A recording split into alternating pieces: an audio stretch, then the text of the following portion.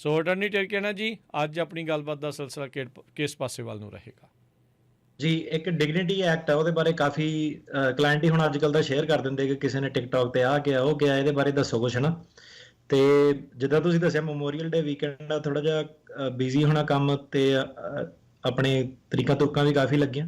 ਸੋ ਇਹ ਸੀਗਾ ਕਿ ਆ ਜਿਹੜਾ ਹੁਣ ਪ੍ਰੋਗਰਾਮ ਸੀਗਾ ਸਿਰਫ ਇਸ ਲਈ ਕੀਤਾ ਕਿ ਥੋੜੀ ਉਹ ਲੋਕਾਂ ਨੂੰ ਕਨਫਿਊਜ਼ਨ ਨਾ ਹੋਵੇ। ਤੇ ਪ੍ਰੋਬਲਮ ਇਹ ਪੈ ਜਾਂਦੀ ਹੈ ਕਿ ਜਦੋਂ ਇੱਕਦਮ ਇਦਾਂ ਦੇ ਪ੍ਰੋਗਰਾਮ ਆਉਂਦੇ ਆ ਨਾ, ਤੇ ਕਈ ਲੋਕੀ ਜਿਹੜੇ ਵਿਚਾਰੇ ਵੇਟ ਕਰਦੇ ਆ ਜਾਂ ਕੇਸ ਕੂਸ ਜਿਹਨਾਂ ਦੇ ਖਰਾਬ ਹੋਏ ਆ, ਉਹ ਕਾਫੀ ਉਹਨਾਂ ਨੂੰ ਦੇਖਿਆ ਕਿ ਅਜੇ ਇੰਟਰੋਡਿਊਸ ਕਿਸੇ ਨੇ ਕੁਝ ਕੀਤਾ ਨਹੀਂ ਹੁੰਦਾ, ਲੁੱਟ ਖੋ ਪਹਿਲਾਂ ਹੀ ਜਿਹੜੀ ਸ਼ੁਰੂ ਹੋ ਜਾਂਦੀ ਹੈ ਕਿ ਲਾਅ ਨੂੰ ਗਲਤ ਤਰੀਕੇ ਨਾਲ ਜਿੱਦਾਂ ਦੱਸਿਆ ਜਾ ਰਿਹਾ। ਈਵਨ ਆਪਾਂ ਦੇਖਦੇ ਹਾਂ ਕਿ ਕਈ ਵਾਰੀ ਲੀਗਲ ਪ੍ਰੋਫੈਸ਼ਨਲ ਵੀ ਜਿਹੜੇ ਲੋਕਾਂ ਨੂੰ ਲੱਗਦਾ ਕਿ ਇਹ ਵਕੀਲ ਆ, ਪਰ ਉਹ ਵਕੀਲ ਹੈ ਨਹੀਂ ਗੇ ਟਿਕਟੌਕ ਵਗੈਰਾ ਤੇ। ਉਹ ਨਾ ਇਹ ਜਿਹੜਾ ਪ੍ਰੋਗਰਾਮ ਹੈ ਇਹਨੂੰ ਕਰਕੇ ਫਿਰ ਲੋਕਾਂ ਨੂੰ ਪ੍ਰੈਜ਼ੈਂਟ ਕਰਨ ਦੀ ਕੋਸ਼ਿਸ਼ ਕਰ ਰਹੇ ਆ ਕਿ ਸ਼ਾਇਦ ਕੋਈ ਇਦਾਂ ਦਾ ਐਮਨੈਸਟੀ ਵਰਗਾ ਲਾਅ ਜਿਹੜਾ ਪਾਸ ਹੋ ਗਿਆ, ਡਿਗਨਿਟੀ ਬਿੱਲ ਜਿਹੜਾ ਹੈਗਾ। ਸੋ ਉਹਦੇ ਬਾਰੇ ਆਪਾਂ ਡਿਸਕਸ ਕਰਾਂਗੇ ਕਿ ਕਿੱਥੇ ਕੁ ਉਹ ਜਿਹੜਾ ਪਹੁੰਚਿਆ ਵਾ ਬਿੱਲ, ਕੀ ਇਹ ਬਿੱਲ ਕਹਿੰਦਾ ਹੈਗਾ ਤੇ ਕੀ ਇਹਦੇ ਚਾਂਸ ਹੈਗੇ ਆ। ਸੋ ਆਪਣਾ ਜਿਹੜਾ ਮੇਨ ਮੁੱਦਾ ਉਹ ਇਹੀ ਆ ਕਿ ਇਹਨੂੰ ਸਮਝਾ ਦਈਏ ਤੁਹਾਨੂੰ ਕਿ ਬਿੱਲ ਇਹ ਹੈ ਕੀ ਆ, ਕਿਹਨੂੰ ਇਹ ਫਾਇਦਾ ਦਊਗਾ, ਕਿਹਨੂੰ ਫਾਇਦਾ ਨਹੀਂ ਦਊਗਾ, ਤੇ ਬੇਸਿਕਲੀ ਇਹਦੀ ਕਿੱਥੇ ਕੁ ਗੱਲ ਪਹੁੰਚੀ ਆ। ਤੇ ਜ਼ਿਆਦਾਤਰ ਇਹ ਹੈ ਕਿ ਜਿੱਦਾਂ ਆਪਾਂ ਦੱਸਿਆ ਕਿ ਸਨਸਨੀ ਫੈਲਾਉਣ ਲਈ ਕਿ ਲੋਕਾਂ ਨੂੰ ਵਿਊ ਜ਼ਿਆਦਾ ਮਿਲ ਜਾਣ ਕਿ ਨਵੀਂ ਚੀਜ਼ ਕੋਈ ਮਾਰਕੀਟ 'ਚ ਆਈ ਆ, ਉਹ ਕੰਮ ਬਹੁਤ ਹੁੰਦਾ ਸੋਸ਼ਲ ਮੀਡੀਆ ਤੇ। ਸੋ ਇਹ ਐਪੀਸੋਡ ਕਰਨ ਦਾ ਮੇਨ ਮਕਸਦ ਇਹੀ ਹੈ ਕਿ ਉਹ ਜਿਹੜੀ ਲੋਕਾਂ ਨੂੰ ਆ ਕਲੈਰਿਟੀ ਮਿਲ ਜਾਵੇ।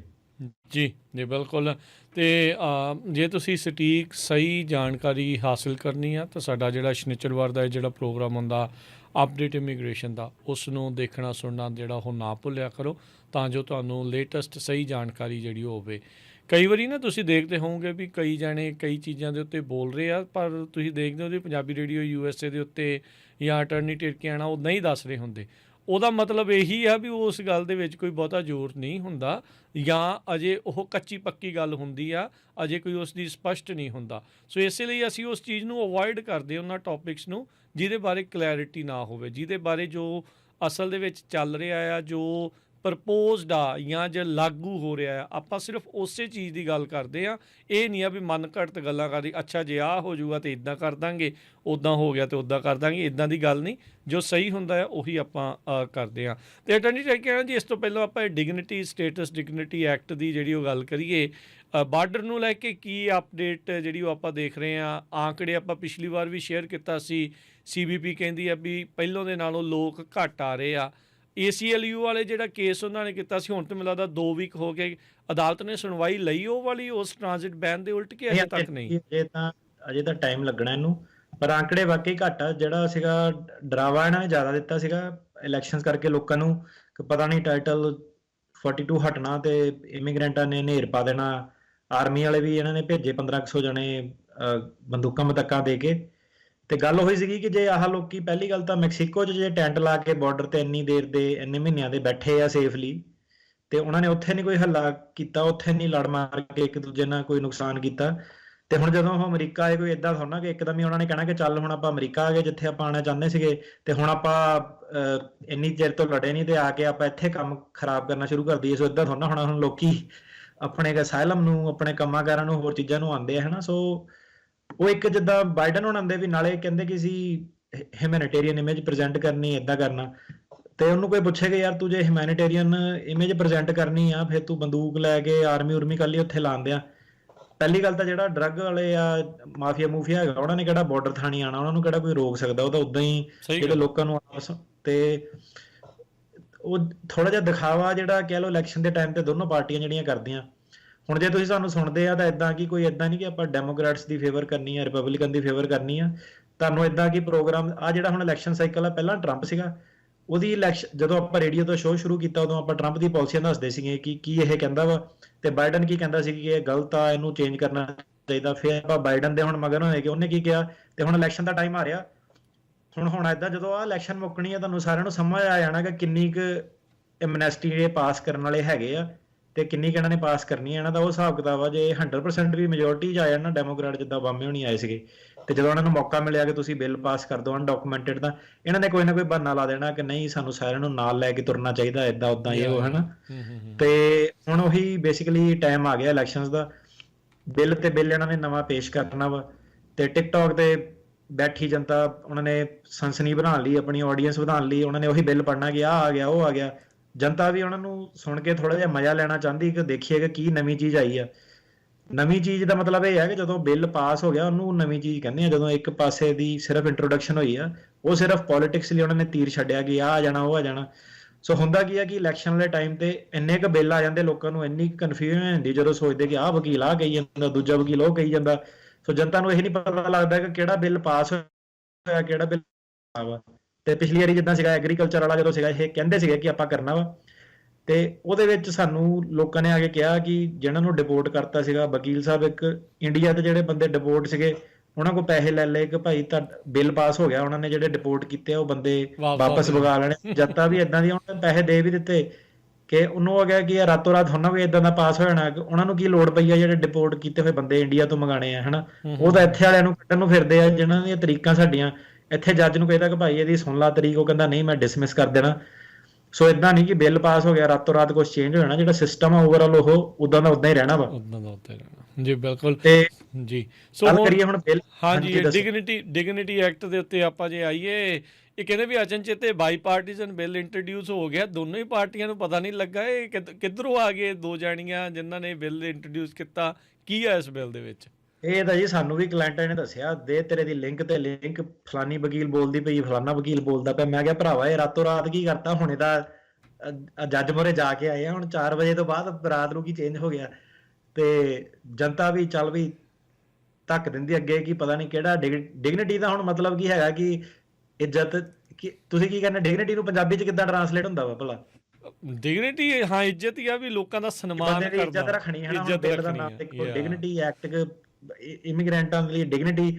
ਪਹਿਲੀ ਗੱਲ ਤਾਂ ਏਦਾਂ, ਆਪਾਂ ਕਿਹੜਾ ਸਮਝਦੇ ਆ ਕਿ ਸਾਡੀ ਇੱਜ਼ਤ ਕਿਸੇ ਨਾਲੋਂ ਘੱਟ ਆ, ਠੀਕ ਆ। ਤਾਂ ਸਾਨੂੰ ਕਿਹੜਾ ਕੋਈ ਡਿਗਨਿਟੀ ਐਕਟ ਉਕਟ ਦੀ ਲੋੜ ਹੈ, ਹਨਾ। ਮੈਂ ਕਿਹਾ ਸਿੱਧੇ ਤੁਸੀਂ ਅਸਾਈਲਮ ਦਾ ਕੇਸ ਸੁਣੋ, ਤਰੀਕਾਂ ਛੇਤੀ ਦਿਓ, ਆਪਾਂ ਆਪਣੇ ਘਰ ਨੂੰ, ਤੁਸੀਂ ਆਪਣੇ ਘਰ ਨੂੰ, ਗੱਲ ਖਤਮ। ਸਾਰੇ ਖੁਸ਼, ਸਾਰੇ ਖੁਸ਼। ਸੋ ਮਰੀਆ ਸੈਲਜ਼ਾਰ, ਹੁਣ ਤੁਸੀਂ ਆਪ ਦੇਖ ਲਓ ਕਿਹੜੀ ਐਥਨੀਸਿਟੀ ਦੇ ਲੋਕ ਆ। ਮਰੀਆ ਸੈਲਜ਼ਾਰ ਇਹ ਹੈਗੀ ਰਿਪਰੈਜ਼ੈਂਟੇਟਿਵ ਫਲੋਰੀਡਾ ਦੀ, ਹਾਂਜੀ, ਰਿਪਬਲਿਕਨ। ਤੇ ਵਰੋਨਿਕਾ ਐਸਕੋਬਾਰ ਸੇਮ ਐਥਨੀਸਿਟੀ ਦੇਖ ਲਓ ਤੁਸੀਂ, ਇਹ ਹੈਗੀ ਡੈਮੋਕ੍ਰੈਟ ਟੈਕਸਸ ਦੀ ਜੀ। ਸੋ ਰਿਪਬਲਿਕਨ ਤੇ ਡੈਮੋਕ੍ਰੈਟ ਜੁੜ ਗਏ ਆ। ਕਿਹੜੇ ਵਾਲੇ ਜੁੜੇ ਆ ਹੁਣ? ਇਹਨਾਂ ਦਾ ਕੀ, ਇਹਨਾਂ ਦਾ ਪਹਿਲੀ ਗੱਲ ਤਾਂ ਇਮੀਗ੍ਰੇਸ਼ਨ ਕਨੈਕਸ਼ਨ ਹੈਗਾ ਕਿ ਇਹਨਾਂ ਨੂੰ ਇਮੀਗ੍ਰੈਂਟ ਵੋਟਾਂ ਚਾਹੀਦੀਆਂ, ਉਹ ਤੁਸੀਂ ਫੈਸਲਾ ਆਪ ਕਰ ਲਓ। ਲਾਸਟ ਨੇਮ ਤੁਹਾਡੇ ਮੂਹਰੇ ਆ। ਕਿਹੜੀ ਆਡੀਅנס ਨੂੰ ਟਾਰਗੇਟ ਕਰ ਰਹੇ ਆ, ਇਮੀਗ੍ਰੈਂਟ ਆਡੀਅנס ਨੂੰ ਟਾਰਗੇਟ ਕਰ ਰਹੇ ਆ, ਉਹ ਤੁਹਾਡੇ ਮੂਹਰੇ ਆ। ਦੋ ਜਣਿਆਂ ਨੇ ਇਹ ਰਲ ਕੇ ਬਿੱਲ ਪਾਸ ਕੀਤਾ, ਕੋਈ ਏਦਾਂ ਨਹੀਂ ਕਿ ਸਾਰੀ ਸੈਨੇਟ ਤੇ ਹਾਊਸ ਨੇ ਮਿਲ ਕੇ ਰਲ ਕੇ ਪ੍ਰਸਤਾਵ ਬਣਾਇਆ ਆ ਹੋਇਆ। ਦੋ ਜਣੇ ਤਾਂ ਕੀ, ਉਹ ਤਾਂ ਏਦਾਂ ਕਿ ਜੇ 400 ਜਾਣੇ ਜਮਾਤ ਚ ਮੈਂ ਤਾਂ ਰਾਜ ਕਰਨ ਕਹਿਣਗੇ ਏਦਾਂ ਲੋਕਾਂ ਦੇ ਬਾਰੇ ਏਦਾਂ ਕਰਨਾ, ਆਪਾਂ ਰਲ ਜੰਨੇ ਆਪਸ ਚ। ਸਾਡੇ ਆਪਸ ਚ ਰਲਣਾ ਕੀ ਹੁੰਦਾ? ਜਿਹੜਾ ਬਾਕੀ ਦੀ ਪੋਲਿਟਿਕਸ ਤਾਂ ਉੱਥੇ ਦੀ ਉੱਥੇ ਆ, ਹਰੇਕ ਬੰਦੇ ਨੇ ਆਪਣੀ ਵੋਟ ਜਿਹੜੀ ਉਹ ਦੇਖਣੀ ਹੈ, ਰਾਈਟ ਜੀ। ਸੋ ਇਹਨਾਂ ਦਾ ਕੀ ਹੁੰਦਾ ਕਿ ਇਹਨਾਂ ਨੇ ਜਿੱਤਣੀਆਂ ਇਲੈਕਸ਼ਨ, ਤੇ ਇਹਨਾਂ ਨੇ ਆਪਣੀ ਇਲੈਕਸ਼ਨ ਜਿੱਤਣ ਲਈ ਕੀ ਹੈਗਾ ਕਿ ਇਹ ਕਹਿਣਾ ਚਾਹੁੰਦੇ ਕਿ ਆਪਾਂ ਏਦਾਂ ਕੀਤਾ ਸੀ। ਹੁਣ ਕੀ ਹੁੰਦਾ ਕਿ ਜਿੱਦਾਂ ਹੁਣ ਟਰੰਪ ਨੇ ਕਿਹਾ ਸੀ, ਕਹਿੰਦਾ ਨੋ ਪਬਲਿਸਿਟੀ ਇਜ਼ ਬੈਡ ਪਬਲਿਸਿਟੀ, ਹਨਾ। ਕਿ ਮਤਲਬ ਕਿ ਜਿੱਦਾਂ ਦੀ ਮਰਜ਼ੀ ਪਬਲਿਸਿਟੀ ਹੋਵੇ, ਜੇ ਲੋਕੀ ਬਾਈਡਨ ਕਰਦੇ ਨੇ, ਬਾਈਡਨ ਮਾੜਾ, ਜਿੰਨੀ ਵਾਰੀ ਉਹਦਾ ਨਾਂ ਜ਼ਿਆਦਾ ਤੋਂ ਜ਼ਿਆਦਾ ਲਿਆ ਜਾਊਗਾ, ਇਹਨਾਂ ਦੇ ਆંકੜੇ ਆ ਕਿ ਲੋਕਾਂ ਦੇ ਦਿਮਾਗ 'ਚ ਉਹ ਰਹੂਗਾ ਕਿ ਬਾਈਡਨ ਨਾਮ ਦਾ ਕੋਈ ਬੰਦਾ ਹੈਗਾ, ਟਰੰਪ ਨਾਮ ਦਾ ਕੋਈ ਜਿਹੜਾ ਬੰਦਾ ਉਹ ਹੈਗਾ। ਸੋ ਪਬਲਿਸਿਟੀ ਭਾਵੇਂ ਜਿੱਦਾਂ ਦੀ ਮਰਜ਼ੀ ਹੋਵੇ, ਜਿਹੜੇ ਮਰਜ਼ੀ ਮੀਡੀਅਮ ਤੋਂ ਆਈ ਹੋਵੇ, ਉਹ ਤੁਹਾਡੇ ਲਈ ਗੁੱਡ ਪਬਲਿਸਿਟੀ ਆ। ਸੋ ਹੁਣ ਇਹਨਾਂ ਨੇ ਕੀ ਕੀਤਾ ਕਿ ਇਹਨਾਂ ਨੂੰ ਵੀ ਪਤਾ ਕਿ ਇਹ ਬਿੱਲ ਬੁੱਲ ਕੋਈ ਪਾਸ ਨਹੀਂ ਹੋਣਾ। ਇਹਨਾਂ ਨੇ ਇਹ ਬਿੱਲ ਜਿਹੜਾ ਉਹ ਪੇਸ਼ ਕੀਤਾ। ਜਿਹੜੇ ਅੱਗੇ ਉਹਨੂੰ ਸ਼ੇਅਰ ਕਰਨ ਵਾਲੇ ਆ, ਉੱਤੇ ਸੈਗਮੈਂਟ ਬਣਾਉਣ ਵਾਲੇ, ਉਹਨਾਂ ਨੇ ਵੀ ਕਿ ਏਦਾਂ ਹੋ ਜਾਣਾ, ਓਦਾਂ ਹੋ ਜਾਣਾ। ਤੇ ਕਹਿੰਦੇ ਕਹਾਉਂਦੇ ਵਕੀਲ ਵੀ ਸੈਗਮੈਂਟ ਬਣਾ ਦਿੰਦੇ ਆ, ਉਹਨਾਂ ਨੂੰ ਵੀ ਪਤਾ ਕਿ ਕੋਈ ਚਾਂਸ ਨਹੀਂ ਹੈਗਾ ਇਹਦਾ। ਤੇ ਉਹ ਵੀ ਸਿਰਫ ਸਨਸਨੀ ਆਪਣੇ ਵੱਲ ਅਟੈਂਸ਼ਨ ਲਾਉਣ ਲਈ ਸਾਰਾ, ਕਿ ਲੋਕੀ ਟੈਂਪਰੇਰੀ ਉਹਨਾਂ ਨੂੰ ਨਿਊਜ਼ ਕੋਈ ਰੈਲੇਵੈਂਸ ਬਣੀ ਰਵੇ, ਕਿ ਜਿੱਦਾਂ ਫੌਕਸ ਨਿਊਜ਼, CNN ਨਿਊਜ਼ ਕਰਦੇ ਕਿ ਥੋੜੀ ਬੌਮਸ਼ੈਲ ਆਈਟਮ ਜੀ ਹੋਵੇ, ਭੜਕੀਲੀ ਜੀ ਟੈਗਲਾਈਨ ਹੋਵੇ, ਉਹ ਚੀਜ਼ ਜਿਹੜੀ ਜ਼ਿਆਦਾ ਹੁਣ ਹੋ ਰਹੀ ਆ। ਤੇ ਇਹ ਜਿਹੜਾ ਬਿੱਲ ਆ, ਬੇਸਿਕਲੀ ਇਹਦੀ ਕਨਕਲੂਜਨ ਕੀ ਹੈਗਾ ਕਿ ਇਹ ਦੋ ਜਣਿਆਂ ਨੇ, ਇੱਕ ਡੈਮੋਕ੍ਰੈਟ ਤੇ ਇੱਕ ਰਿਪਬਲਿਕਨ ਨੇ, ਆਪਸ 'ਚ ਡਿਸਾਈਡ ਕੀਤਾ ਕਿ ਆਪਾਂ ਇਮੀਗ੍ਰੇਸ਼ਨ ਦੇ ਮੁੱਦੇ ਤੇ ਜਿਹੜੇ ਬਿੱਲ ਇਹ ਜਿਹੜੇ ਪੇਸ਼ ਕਰੀਏ। ਨਾਮ ਇਹਦਾ ਬੜਾ ਸੋਚ ਸਮਝ ਕੇ ਜਿਹੜਾ ਡਿਗਨਿਟੀ ਐਕਟ ਰੱਖਿਆ। ਇਹ ਐਕਚੁਅਲੀ ਹੁਣ ਤੁਹਾਨੂੰ ਦੱਸੀਏ ਕਿ ਜਿਹੜਾ ਇਹ ਐਕਟ ਨਾ, ਇਹ ਕੋਈ ਨਵਾਂ ਨਹੀਂ ਹੈਗਾ, ਇਹ ਕੋਈ ਨਵਾਂ ਬੰਬ ਨਹੀਂ ਸੁੱਟਿਆ। ਇਹਦੀ ਤੁਸੀਂ ਹਿਸਟਰੀ ਦੇਖੋ, ਜਿਹੜੀ ਇਹ ਮਰੀਆ ਸੈਲਜ਼ਾਰ ਆ, ਇਹਨੇ 2021 ਦੇ ਵਿੱਚ ਵੀ, ਜਦੋਂ ਕਾਂਗਰਸ 'ਚ ਉਹਦਾ ਪਹਿਲਾ ਹੀ ਸਾਲ ਸੀਗਾ ਆਈ ਸੀਗੀ, ਉਦੋਂ ਵੀ ਇਹਨੇ ਜਿਹੜਾ 2021 ਦੇ ਵਿੱਚ ਵੀ ਡਿਗਨਿਟੀ ਐਕਟ ਜਿਹੜਾ ਸੀਗਾ ਪਾਸ ਕੀਤਾ ਸੀਗਾ। ਉਦੋਂ ਤਾਂ ਕਿਸੇ ਨੇ ਡਿਸਕਸ਼ਨ ਕੀਤੀ ਨਹੀਂ ਕਿ ਕੀ ਹੋਇਆ, ਕਿੱਦਾਂ ਹੋਇਆ। ਹੁਣ ਮੈਂ ਕਿਹਾ ਜਿਹੜੀ ਚੀਜ਼ ਪੁਰਾਣੀ ਆ ਉਹਨੂੰ ਦੁਬਾਰਾ ਰਿਵਾਈਵ ਕੀਤਾ ਗਿਆ। ਹੁਣ ਇੱਕਦਮ ਹੀ ਕਿੱਥੋਂ? ਪਹਿਲੀ ਗੱਲ ਤਾਂ ਇਹ ਆ ਗਿਆ, ਇਲੈਕਸ਼ਨ ਦਾ ਟਾਈਮ ਆ। ਸੋ ਟਾਈਮ ਉਹੀ ਆ ਗਿਆ ਕਿ ਹਰੇਕ ਬੰਦਾ ਆਪਣੀਆਂ ਆਪਣੀਆਂ ਰੋਟੀਆਂ ਸਿੱਖੂਗਾ। ਤਾਂ ਇਹ ਜਿਹੜਾ ਹੁਣ ਨਾ ਸੁਣਨਾ ਪੂਰਾ ਕੀ ਚੀਜ਼ ਹੈਗੀ ਆ, ਉਸ ਠੀਕ ਤੋਂ ਹੈ। ਬਾਅਦ ਕਈ ਵਾਰੀ ਕੀ ਆ ਕਿ ਆਪਾਂ ਜਿੱਦਾਂ ਹੁਣ ਆਹ ਕੀਤਾ ਨਾ, ਸਾਡੇ ਨਾਲ ਫੇਰ ਦੁਬਾਰਾ ਕੰਸਲਟੇਸ਼ਨ ਬਣਾ ਦਿੰਦੇ ਆ ਕਿ ਨਹੀਂ ਮੈਨੂੰ ਦੱਸੋ ਕਿ ਸ਼ਾਇਦ ਕੁਝ ਰੇਡੀਓ 'ਚ ਤੁਸੀਂ ਦੱਸਿਆ ਨਹੀਂ, ਕੋਈ ਨਾ ਕੋਈ ਸ਼ਾਰਟਕਟ ਹੋਵੇ ਮੇਰੇ ਲਈ। ਕੋਈ ਸ਼ਾਰਟਕਟ ਨਹੀਂ ਹੋਇਆ, ਕੁਝ ਨਵਾਂ ਨਹੀਂ ਹੋਇਆ। ਇਹ ਬਿੱਲ ਇਹ ਕਹਿੰਦਾ ਇੰਟਰੋਡਿਊਸ ਹੋਇਆ ਕਿ ਜੇ ਕਿਸੇ ਬੰਦੇ ਦਾ ਕ੍ਰਿਮੀਨਲ ਰੈਕੋਰਡ ਨਹੀਂ ਹੈਗਾ ਹੂੰ ਤੇ ਅਨਡਾਕੂਮੈਂਟਡ ਜਿਹੜਾ ਵਰਕਰ ਹੈਗਾ ਉਹਨੂੰ ਆਪਾਂ ਅਮਰੀਕਾ 'ਚ ਆਣ ਦੇਵਾਂਗੇ ਡਿਗਨਿਟੀ ਸਟੇਟਸ ਦੇ ਨਾਲ, ਇੱਜ਼ਤ ਮਾਨ ਮਰਿਆਦਾ ਦੇ ਨਾਲ। ਏਦਾਂ ਕਦੀ ਵੀ ਨਹੀਂ ਹੋਇਆ, ਨਾ ਹੀ ਕਦੀ ਹੋਣਾ ਵਾ। ਧੱਕੇ ਪੈਣੇ ਆ ਤੁਹਾਨੂੰ ਸਾਰਿਆਂ ਨੂੰ ਬਾਰਡਰ ਤੇ ਹਰ ਕਿਤੇ। ਤੇ ਇਹ ਕਹਿੰਦੇ ਕਿ ਆਪਾਂ ਤੁਹਾਨੂੰ ਕਿਤੇ ਵੀ ਕੰਮ ਕਰਨ ਦੀ ਪਰਮਿਸ਼ਨ ਦੇਵਾਂਗੇ, ਕਿਤੇ ਵੀ ਟਰੈਵਲ ਕਰਨ ਦੀ ਪਰਮਿਸ਼ਨ ਦੇਵਾਂਗੇ, ਇਨਕਲੂਡਿੰਗ ਬਾਹਰ ਵੀ ਤੁਸੀਂ ਟਰੈਵਲ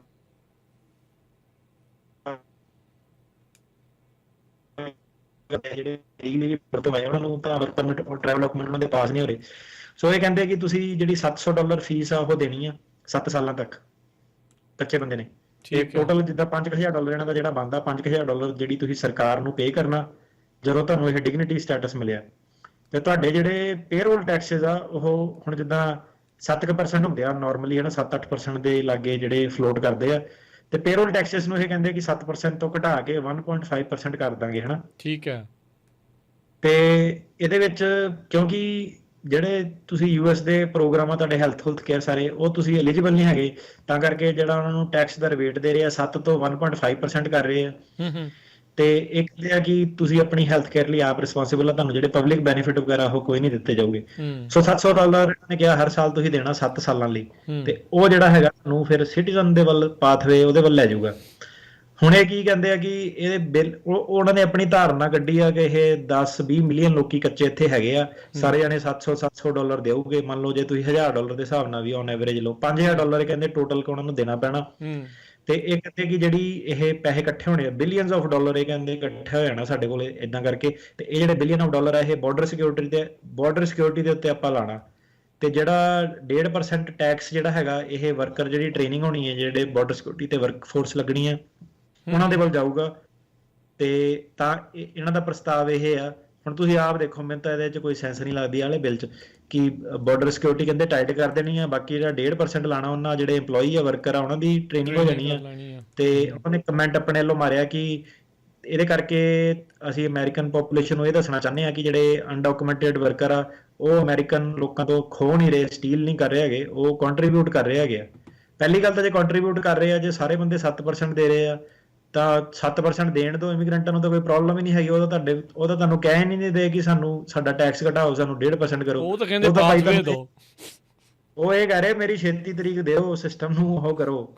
ਤੇ ਇਹ ਹੁਣ ਆਪਣੇ ਪਤਾ ਨਹੀਂ ਕਿੱਧਰਲੇ ਪਾਸੇ ਨੂੰ ਕਿ ਵੈਲਫੇਅਰ ਸਟੇਟ ਵੱਲ ਨੂੰ ਕਿ 1.5% ਕਰ ਗਿਆ। ਹੁਣ ਮਤਲਬ ਮੋਸਟਲੀ ਇਹਨਾਂ ਦਾ ਏਜੰਡਾ ਕੀ ਹੁੰਦਾ ਇਲੈਕਸ਼ਨ ਤੋਂ ਪਹਿਲਾਂ ਕਿ ਇਹਨਾਂ ਨੂੰ ਇਦਾਂ ਦੱਸਿਆ ਕਿ ਆਪਾਂ ਇਮੀਗ੍ਰੇਸ਼ਨ ਨੂੰ ਐਕਸਪੈਂਡ ਕਰ ਦੇਣਾ ਤੇ ਆਪਾਂ ਜਿਹੜੇ ਤੁਹਾਡੇ ਟੈਕਸ ਆ ਉਹ ਘਟਾ ਦੇਣੇ ਆ ਤੇ ਆਪਾਂ ਜਿਹੜੇ ਤੁਹਾਡੇ ਬੈਨੀਫਿਟਸ ਆ ਉਹ ਵਧਾ ਦੇਣੇ ਆ, ਹਨਾ। ਕੈਲੀਫੋਰਨੀਆ 'ਚ ਜਿੱਦਾਂ ਗੱਲ ਆਈ ਸੀ, ਉਹ ਕਹਿੰਦੇ ਜਿਹੜੇ ਪੁਰਾਣੇ ਸਲੇਵ ਓਨਰ ਦੇ ਡਿਸੈਂਡੈਂਟ ਹੈਗੇ ਉਹਨੂੰ ਪਤਾ ਨਹੀਂ ਕਿੰਨਾ $1.5 ਮਿਲੀਅਨ ਦੇਣਾ, ਹਨਾ।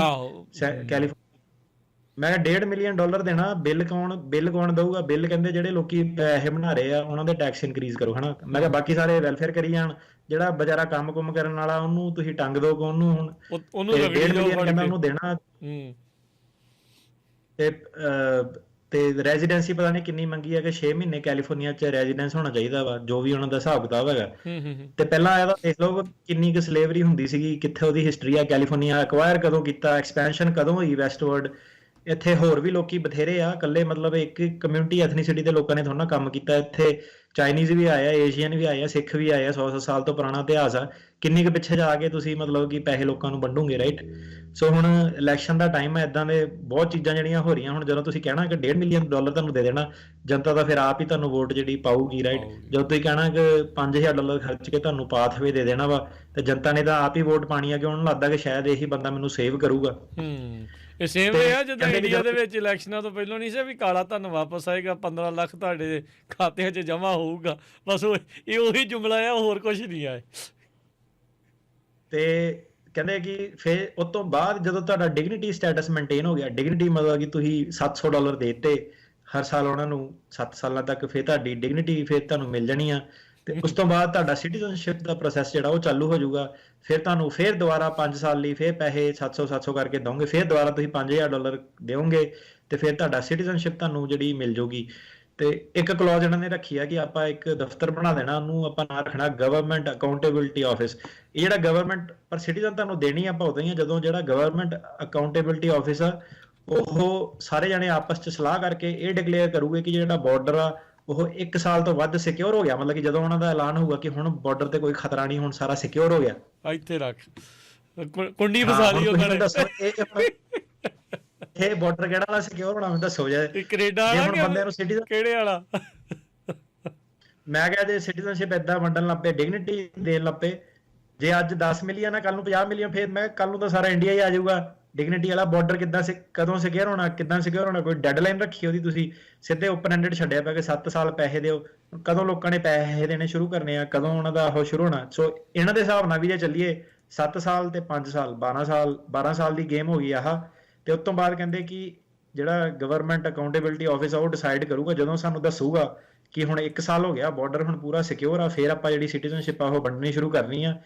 ਤੇ ਇਹਦੇ ਨਾਲ ਜਿਹੜਾ ਅਮਰੀਕੀ ਪੋਪੂਲੇਸ਼ਨ ਨੂੰ ਇਹ ਲੱਗੂਗਾ ਕਿ ਜਿਹੜੇ ਇਮੀਗ੍ਰੈਂਟ ਆ ਉਹ ਬਰਡਨ ਨਹੀਂ ਹੈਗੇ, ਆਪਣੇ ਪੈਸੇ ਆਪ ਖਰਚ ਰਹੇ, ਆਪਣੀ ਹੈਲਥ ਕੇਅਰ ਜਿਹੜੀ ਉਹ ਆਪ ਦੇ ਰਹੇ ਆ।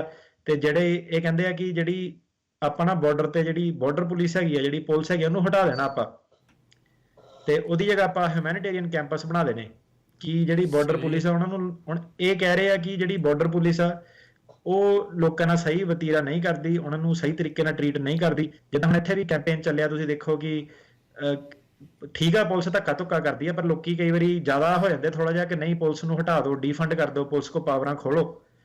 ਤੇ ਭਾਈ ਜਦੋਂ ਪੁਲਿਸ ਕੋ ਫਿਰ ਪਾਵਰਾਂ ਖੋਈਆਂ ਨਾ, ਜਦੋਂ ਆ ਕੇ ਬੰਦੂਕ ਰੱਖੀ ਤੁਹਾਡੇ ਸਿਰ ਉੱਤੇ, ਫੇਰ ਨਾ ਰੌਲਾ ਪਾਇਓ ਕਿ ਪੁਲਿਸ ਕਿੱਥੇ ਹੈਗੀ ਆ। ਤੇ ਹੁਣ ਇਹਨਾਂ ਦਾ ਕੀ ਆ ਪ੍ਰਸਤਾਵ ਕਿ customs and border patrol CBP ਨੂੰ ਉੱਥੋਂ ਦੀ ਚੱਕ ਦੋ ਬਾਰਡਰ ਤੋਂ, ਉੱਥੇ ਹਿਊਮੈਨਿਟੇਰੀਅਨ ਕੈਂਪਸ ਬਣਾ ਦੇਣੇ ਆ, ਉੱਥੇ ਰੋਟੀ ਪਾਣੀ ਸਾਰਾ ਕੁਝ ਮਿਲਣਾ, ਲੋਕਾਂ ਦੀ ਸੇਵਾ ਹੋਣੀ ਆ। ਤੇ 2 ਮਹੀਨਿਆਂ ਦੇ ਅੰਦਰ 60 ਦਿਨ ਦੇ ਅੰਦਰ ਅੰਦਰ ਉੱਥੇ ਉਹਨਾਂ ਨੂੰ ਰੱਖਣਾ। ਉੱਥੇ ਉਹਨਾਂ ਦੇ ਇਹ ਕਹਿੰਦੇ ਕਿ 60 ਦਿਨ ਦੇ ਅੰਦਰ ਉਹਨਾਂ ਦਾ ਅਸਾਈਲਮ ਦਾ ਜਿਹੜਾ ਫਿਰ ਫੈਸਲਾ ਹੋ ਜਾਣਾ ਤੇ ਆਰਾਮ ਨਾਲ ਚੈਨ ਦੇ ਨਾਲ ਉੱਥੇ ਰਹੂਗੇ, ਇੱਜ਼ਤ ਦੇ ਨਾਲ। ਫਿਰ ਬਾਇਜ਼ਤ ਬਰੀ ਕਰ ਕੇ ਇੱਥੇ ਘੱਲ ਦਿਆ ਕਰਨਾ ਹੈ। ਇਹਨਾਂ ਦਾ ਮੇਰਾ ਵੀਰ ਆਪਣਾ ਉਹ ਮੈਂ ਕਿਹਾ ਹੋਟਲ ਵੀ ਨਹੀਂ ਚੱਲ ਸਕਦੇ ਇੰਨੇ ਵਧੀਆ, ਜਿੰਨ ਤਾਂ ਲੋਕੀ ਪੈਸੇ ਦੇ ਕੇ ਕਰਦੇ ਆ, ਉਹ ਚ ਵੀ ਲੋਕੀ ਡਿਫੈਕਟ ਕੱਢ ਦਿੰਦੇ ਕਿ ਤੁਸੀਂ ਖਾਣਾ ਟਾਈਮ ਸਿਰ ਨਹੀਂ ਦਿੱਤਾ, ਏਦਾਂ ਨਹੀਂ ਦਿੱਤਾ। ਹੁਣ ਮੈਂ ਕਿਹਾ ਇਹ ਕਿਹੜੇ ਹਿਊਮੈਨਿਟੇਰੀਅਨ ਕੈਂਪਸ ਬਣਾਣੇ ਆ? ਨਾਲੇ ਪਹਿਲੀ ਗੱਲ ਜਦੋਂ ਬਿਨਾਂ ਪੁਲਿਸ ਦੇ ਲੋਕੀ ਜਦੋਂ ਬਾਰਡਰ ਇੰਨਾ ਖੁੱਲਾ ਵਾ, ਤੇ ਫਿਰ ਤਾਂ ਮੈਂ ਕਿਹਾ ਅੱਗੋਂ ਇਹ ਵੀ ਤਾਂ ਦੇਖੋ ਨਾ ਕਿ ਲੋਕਾਂ ਨੂੰ ਕੀ ਮੈਸੇਜ ਜਾ ਰਿਹਾ, ਕਿੱਦਾਂ ਜਾ ਰਿਹਾ। ਹੁਣ ਬਾਰਡਰ ਇਹਨੂੰ ਅਗਰੀ ਕਿੰਨੇ ਕਰਨਾ? ਪਹਿਲੀ ਗੱਲ ਇਹਨੂੰ ਅਮਰੀਕਨ ਪੋਪੂਲੇਸ਼ਨ ਨੇ ਕਦੀ ਵੀ ਨਹੀਂ ਅਗਰੀ ਕਰਨਾ ਕਿ ਜਿਹੜੀ CBP ਨੂੰ ਡਿਫੰਡ ਕਰੋ। ਇਹ ਪੇਪਰ ਦੇ ਵਿੱਚ ਹੀ ਵਧੀਆ ਕਿ ਬੰਦੂਕਾਂ ਹਟਾ ਲਓ, ਆਹ ਹਟਾ ਲਓ ਜੀ ਜੀ। ਤੇ ਉਹ ਤਾਂ ਹੁਣ ਮੈਂ ਕਿਹਾ 50 ਜਣੇ ਆਏ ਤਾਂ ਬੰਦਾ ਅੱਗੋਂ ਦੀ ਕਵੇ ਕਿ ਤੁਸੀਂ ਰੁਕ ਜਾ, ਬਾਰਡਰ ਨਾ ਟੱਪ, ਜੇ ਕੋਈ ਬੰਦੂਕ ਨਹੀਂ ਹੈਗੀ ਉਹ ਤਾਂ ਮੈਂ ਕਿਹਾ 50 ਜਣੇ ਨੇ ਫੜ ਲੈਣਾ, ਇਕੱਲੇ ਬੰਦੇ ਨੂੰ ਢਾ ਲੈਣਾ ਉੱਥੇ, ਹੈਨਾ।